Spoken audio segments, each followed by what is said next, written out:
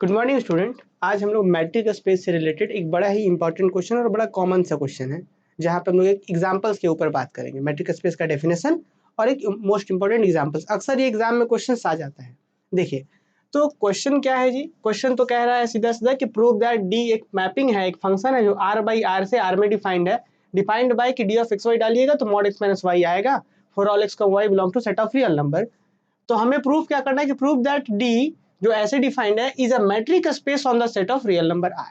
कि मतलब हमें ये बात यहाँ प्रूफ करना है कि हमारे पास एक मैपिंग दिया गया है डी जो मैट्रिक स्पेस है आर के ऊपर, हमको प्रूफ करना है। ध्यान दीजिएगा, इस क्वेश्चन को और भी अलग तरीके से पूछा जा सकता है। क्या बोल देगा पता है? इस क्वेश्चन में बोल देगा कि define matric space and prove that, मतलब एक क्वेश्चन और ऐड कर देगा कि डिफाइन मैट्रिक स्पेस, कि मैट्रिक स्पेस को डिफाइन करिए, उसके बाद इस क्वेश्चन को दे देगा साथ में। या सीधा सीधा अकेला क्वेश्चन भी दे देगा कि प्रूव दैट डी ऐसे डिफाइंड है।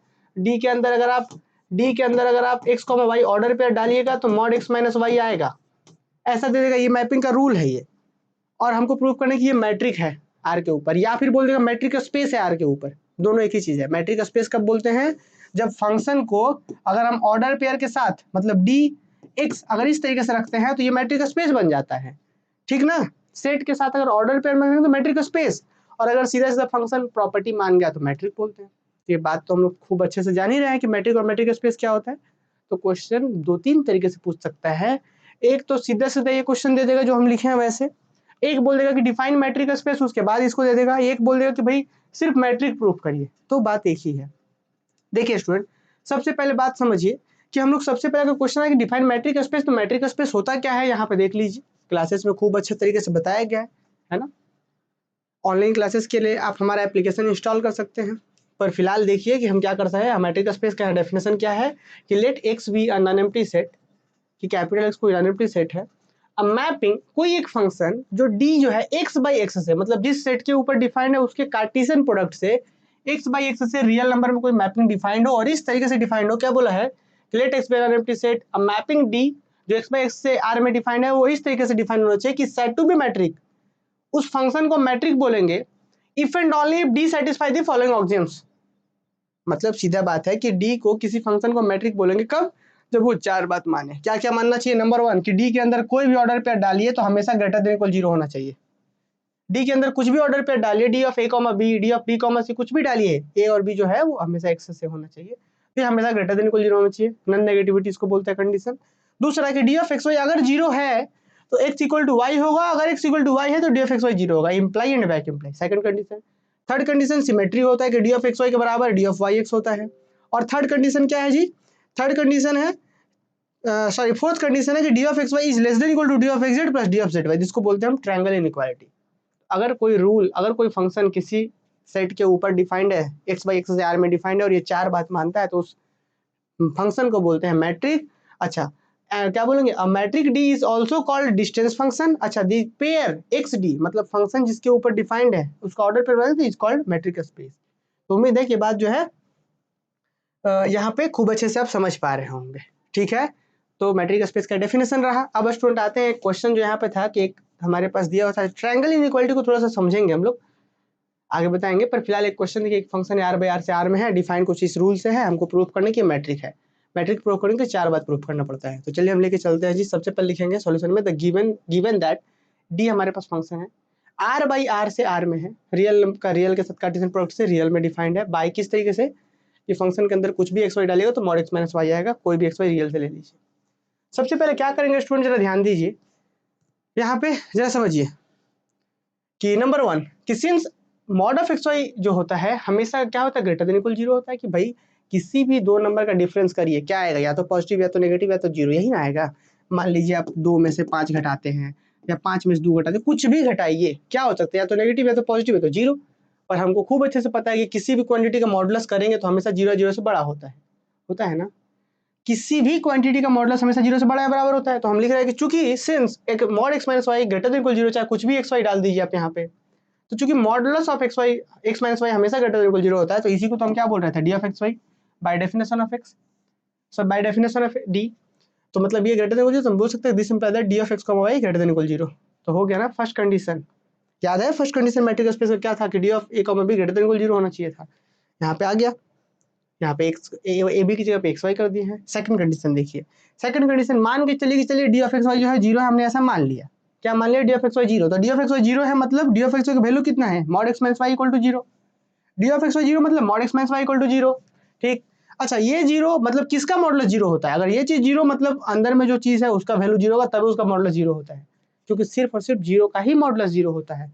तो ये इस चीज का जीरो, इस मॉडुलस जीरो मतलब अंदर में जो है एक्स माइनस वाई जीरो होगा, और एक्स माइनस वाई जीरो मतलब माई वाई गया तो क्या होगा? X equal to Y. तो अगर ये ले रहे हैं तो ऐसा प्रूफ हो गया, और ऐसा लेंगे तो वापस आई एक्स इक्वल टू वाई, तो वापस इधर भेज लिए तो एक्स माइनस वाई, तो ये है तो ये इंप्लाई कर गया, उसके बाद बैक इंप्लाई कर गया, और ये जैसे ही इक्वल टू जीरो मतलब बैक इंप्लाई। तो x y d of x Y zero means x equal to Y, x equal to y means वापस से बैक इंप्लाई। तो स्टूडेंट ध्यान दीजिएगा, हम लोग चूंकि क्विक रिवीजन कर रहे हैं तो बहुत ज्यादा इसमें हम लोग डिटेल में नहीं जा रहे हैं, बाकी क्लासेस में खूब डिटेल में बताया गया है। नेक्स्ट थर्ड प्रॉपर्टी क्या होता है? सिमेट्री वाला। तो देखिए हम इसको लिख भी दिए हैं इसको कि भाई D of x Y zero तो imply X equal to Y, x equal to Y तो imply D of x Y zero. Third property क्या होता है? सिमेट्री वाला, कि हम लिख सकते हैं जी यहाँ पे कि d of x y equal to क्या लिख सकते हैं? Mod x minus y, property से, डेफिनेशन से। उसके बाद आगे बढ़ते हैं हम कि मॉड एक्स माइनस वाई को हम क्या लिख सकते हैं जी? एक्स माइनस वाई को लिख सकते हैं mod y minus x. Mod x minus y को मॉड वाई माइनस एक्स लिख सकते हैं, और वाई माइनस एक्स को वापस से डी ऑफ वाई एक्स लिख सकते हैं। कहाँ से?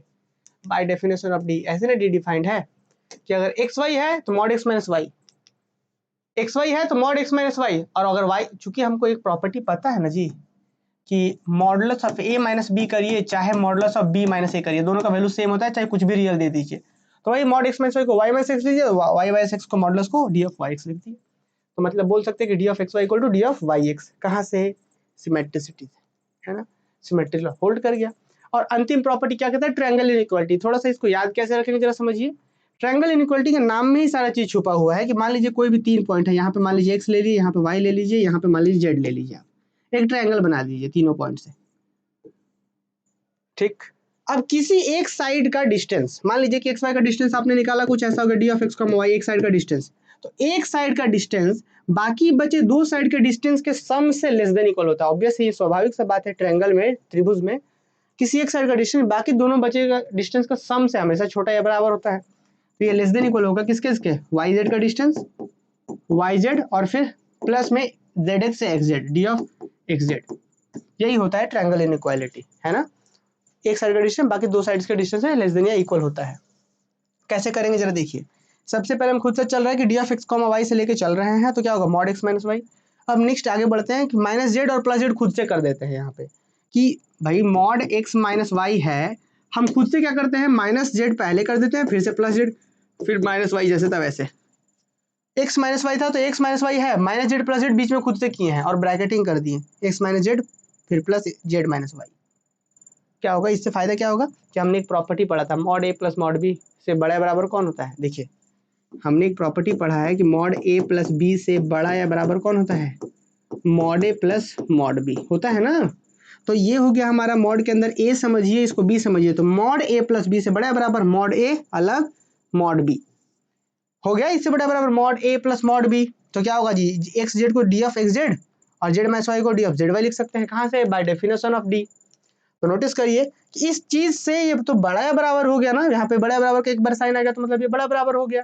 तो क्या हम लिख सकते हैं कि therefore d of x y is less than equal to d of x z plus d of z y. एक तरफ के साइड का डिस्टेंस बाकी दो साइड का डिस्टेंस के सम से लेस देन या इक्वल है। तो क्या हम बोल पा रहे हैं कि therefore d is metric on R. तो डी क्या हो गया? रियल नंबर के ऊपर मैट्रिक हो गया, और रियल नंबर के ऊपर जैसे ही मैट्रिक हुआ तो जो ऑर्डर पेयर बनाइएगा डी का इस आर के साथ तो क्या हो जाएगा? मैट्रिक स्पेस हो जाएगा। तो hence R comma D is a metric space. तो अगर क्वेश्चन में आपको सिर्फ मैट्रिक तक बोलता तो मैट्रिक तक लिख देते हैं, मैट्रिक स्पेस तक बोलता तो एक लाइन और लिख देते हैं। तो उम्मीद है कि इस क्वेश्चन को खूब अच्छे से समझे होंगे। और यहाँ पे जो मैट्रिक है ना, इसी मैट्रिक को बोलते हैं यूजुअल मैट्रिक स्पेस। हालांकि एग्जाम में अगर सिर्फ ये क्वेश्चन रहे तो आप ये नोट नहीं लिखिएगा, क्या लिखा गया है नोट पे कि this metric is called usual metric और स्टैंडर्ड मैट्रिक। क्लियर? तो स्टूडेंट यहाँ पे जो है हम लोग बहुत ही क्विक रिवीजन कर रहे हैं, बहुत कम समय में रिवीजन कर रहे हैं, तो खूब ज्यादा एक्सप्लेनेशन तो यहाँ नहीं है। लेकिन अगर खूब एक्सप्लेनेशन चाहिए और डिटेल में वीडियोस चाहिए कि और डिटेल में बताया जाए और भी कंप्लीट कोर्सेज चाहिए तो आप हमारा एप्लीकेशन जरूर इंस्टॉल करिए प्ले स्टोर से, जहाँ पे आप कंप्लीट कोर्सेज पढ़ सकते हैं। Thank you.